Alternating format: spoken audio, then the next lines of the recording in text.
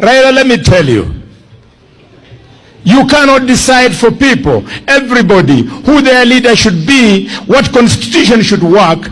People must sit and consult.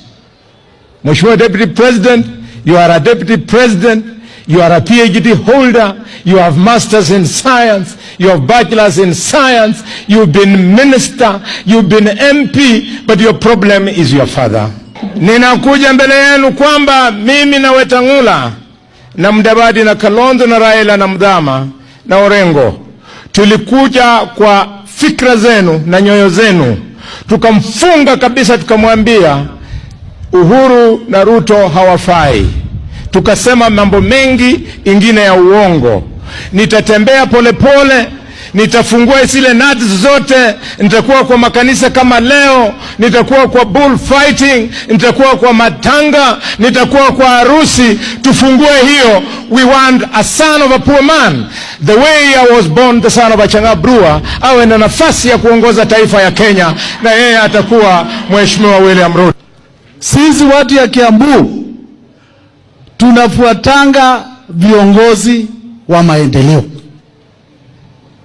Sisi vile mnatuona hapa, mimi nikiwa governor nimekuja hapa kwa mwaliko wa Deputy President kwa sababu ya kuja kufanya kazi.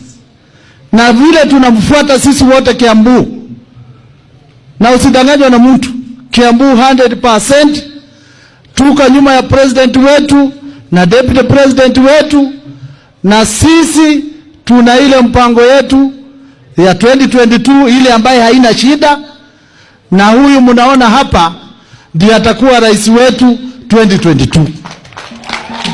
Sisi tunafuata maendeleo na tunajua na tumejionea kazi ile ambaye Deputy President anafanya ya maendeleo. Hawa wengine wote ni maneno ya story, maneno ya hadithi, maneno ya kuchemusha siasa. Mimi naomba watu wa Kakamega tafadhali, tutembee pamoja na nyinyi, tuingie serikali pamoja. Tunasema hatutaki kuletewa siasa nyingi za bure.